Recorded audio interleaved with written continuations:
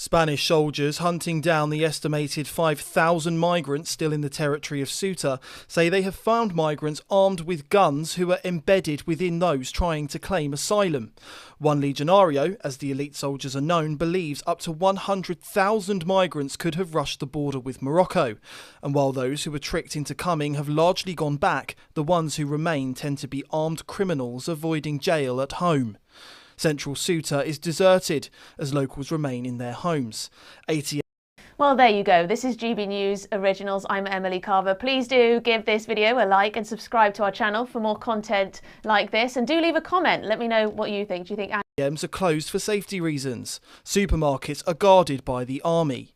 Young girls have taken to social media accusing the media of a blackout on the looting and fighting between the migrants, which means their families have confined them indoors for their own safety. The government official who admitted that at least 49,000 migrants had rushed the border was abruptly fired, lending weight to claims of a government and media blackout. The EU has requested verified numbers of those deported from Spain, suggesting European governments can't even trust Socialist Prime Minister Pedro Sánchez to tell the truth. Virginia Martinez, a Spanish MP, has more. How do you feel about the fact that the EU is accusing your government of essentially lying? Well, I'm not surprised. I think all Spaniards are accusing our government of lying. Pedro Sánchez is not a president that can be trusted. He is a president surrounded by scandals. He is a traitor. His alliances with the enemies of Spain and internal or external are destroying our country and have left us with no real international allies. As you know, he has sided with Iran against the US. He has sided with Hamas against Israel. He has managed to unite all our allies in Europe against Spain. And now they're calling for Spain to be excluded from the Schengen Treaty. So I'm not surprised. Pedro Sánchez is a threat to our democracy, he's a threat to our safety, and he's a traitor to our country. So I'm not surprised that the European Union are finally challenging Pedro Sánchez in all his corruption scandals, in all his mismanagement of Spain, and his mismanagement of the invasion by the government of Morocco into Spain. Yeah, I've watched video after video of young Spanish girls who live in Ceuta talking about how they've not been able to go out of their house ever since this started. There's still, they reckon, up to 5,000 of these migrants around. They're accusing the media of not really reporting on the clash between the locals and the migrants in Ceuta. There's also the fact that the government official who actually drafted the press release to say that up to 49,000 of these migrants had arrived in Ceuta was fired. It almost makes people feel like there's a media blackout. There is a media blackout. We have been suffering in Europe a media blackout for a very long time. There is one opinion that comes from our governments that is the one pushed to the population, and nothing else can be said about that. Thanks to Elon Musk, we have freedom of speech through social networks. And only thanks to that, we can actually show the reality of what is happening, not just with this invasion, but with everything else in Europe. We need to remember that we have suffered a coordinated attack in Ceuta and Melilla, while our national police and our army was nowhere to be seen. And our government is ashamed of that. They don't want the media to report on that. Do you know where our president was while we were suffering this invasion? Our president was creating TikTok videos about his favorite summer songs while we were being invaded by more than 60,000 fighting age men, a lot of them freshly released from Moroccan jails in the annual Throne Day pardon celebrations. So we are not surprised by the scenes of destruction that their own people of Ceuta have been showing us in social media. There have been looting, there have been criminals breaking into houses, people in the streets have been harassed, there have been dirt and devastation everywhere you looked.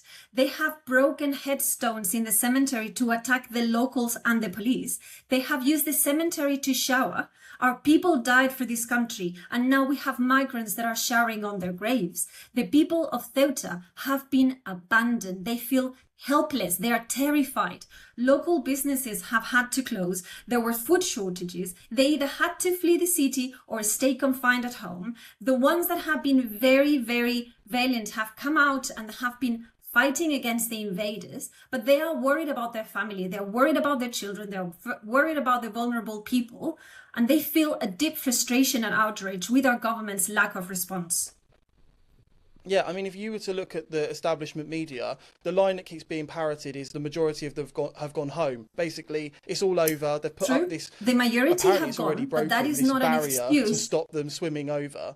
And it's all over. But the truth is, the ATMs are still closed. The supermarkets in Ceuta are being guarded by the army. And I read a great report in El Debate today about how the Legionnaires, the elite army squad who have been sent there to try and get rid of all of these migrants, have told them that the majority of the people who came, who were tricked by Morocco into coming, they've left. The ones who have stayed are the criminals, and they've found that they're armed. They've found 3 firearms on migrants that they've arrested so far.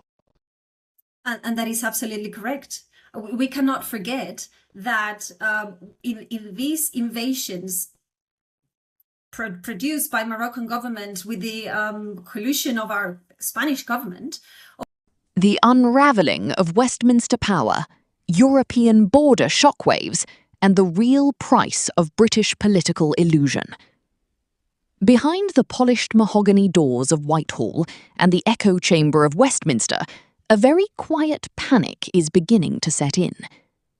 If you have been following the surface-level headlines across the United Kingdom, you might be forgiven for thinking that politics as usual is simply ticking along with the standard press releases, managed soundbites, and rehearsed parliamentary theatre.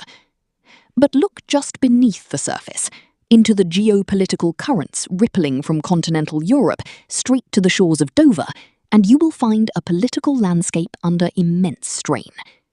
The quiet agreements made in closed rooms are colliding directly with reality, and the establishment is running out of narrative levers to pull. Welcome to Britain Underneath, where we pull back the heavy curtain on the UK political machinery to reveal what is truly driving the decisions shaping our nation. Before we unravel the strategic miscalculations unfolding across the political spectrum, please take a brief moment to support independent, uncompromising analysis.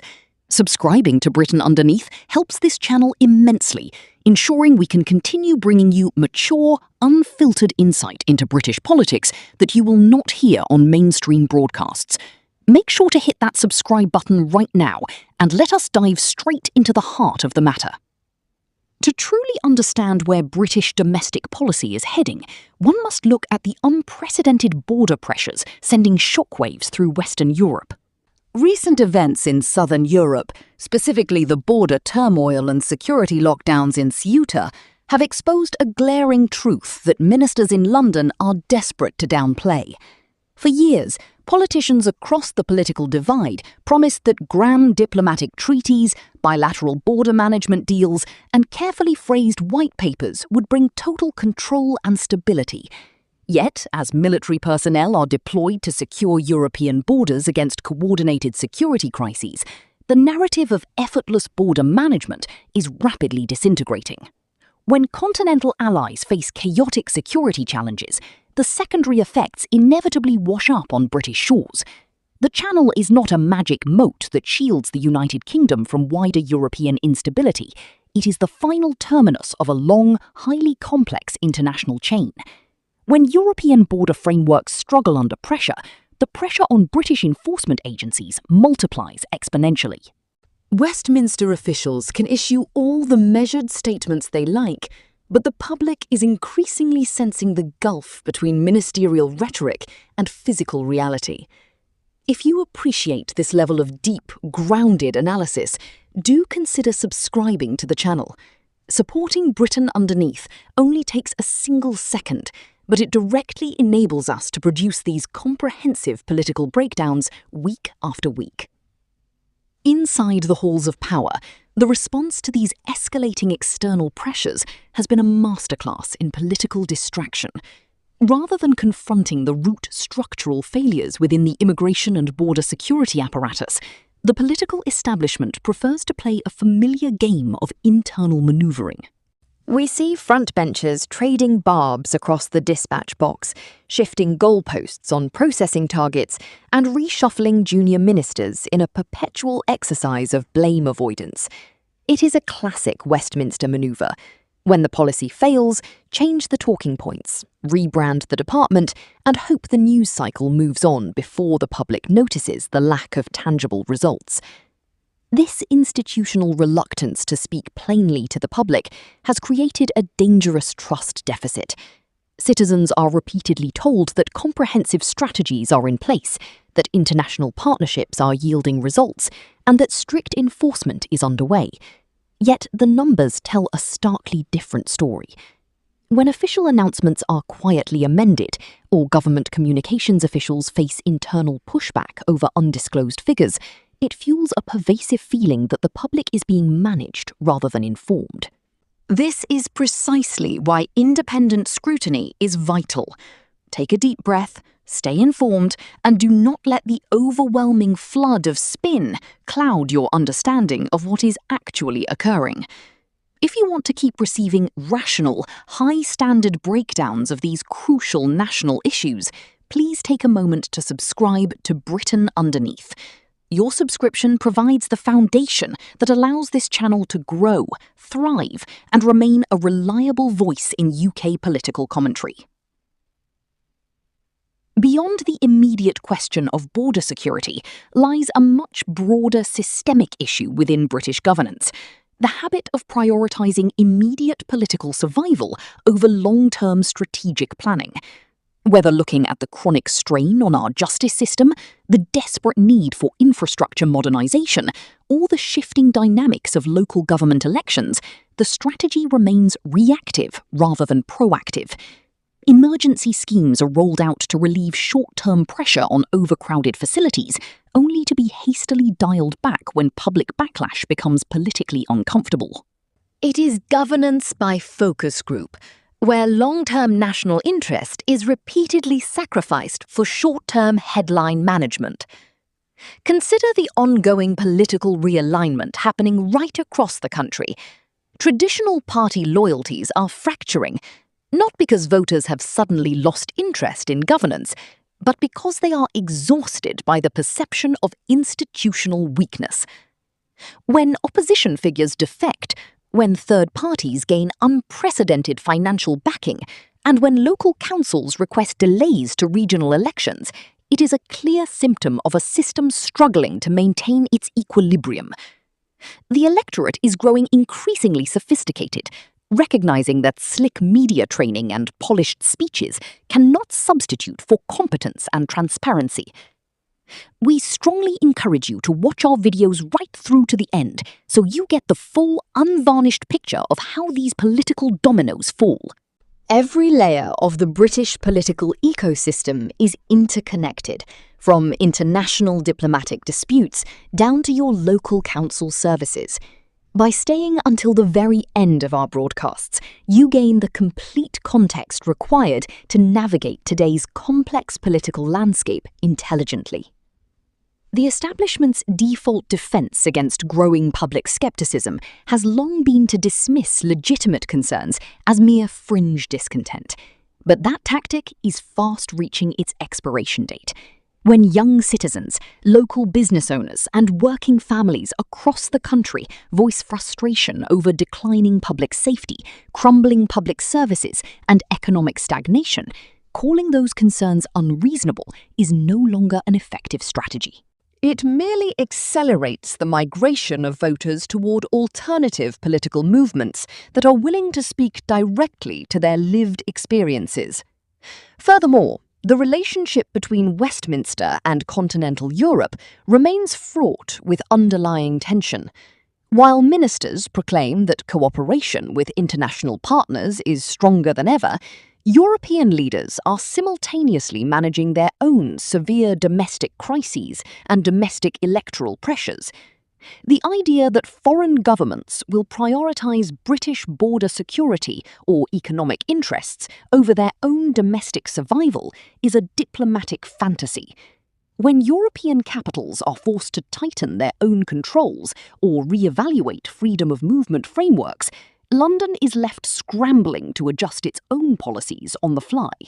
This cycle of misdirection and reactive policymaking cannot continue indefinitely without profound consequences for British democracy. When people lose faith that their government can secure its borders, maintain public order, manage basic infrastructure, or tell the unvarnished truth about national statistics, the social contract begins to fray at the edges. That is why we plead with you, our dedicated audience, to help us keep this vital conversation going. Please subscribe to Britain Underneath today. It takes just one quick click, but it genuinely helps the channel reach more viewers who are seeking mature, serious, and sassy British political analysis. Every single subscription helps us stand strong against mainstream narrative fatigue and ensures that critical stories do not get swept under the rug. As we look toward the coming months, the pressure on the government will only intensify. Upcoming regional elections, ongoing legal challenges to policy implementations, and shifting geopolitical alliances will test the political establishment to its absolute limits. The ministers who manage to survive will not be those who rely on clever media management, but those who are willing to confront hard realities with honesty, decisiveness, and real leadership. Thank you for spending your valuable time with us today. Take a breath, reflect on what we have covered, and remember that staying truly informed is your greatest asset as a citizen. If you found this breakdown valuable, please hit the subscribe button, share this video, and join us in the comments section below to share your thoughts. Make sure you return for our upcoming videos on Britain Underneath, where we will continue to dive deep into the hidden mechanics of British power and bring you the stories that shape our collective future. Stay sharp, stay informed, and we will see you in the very next upload.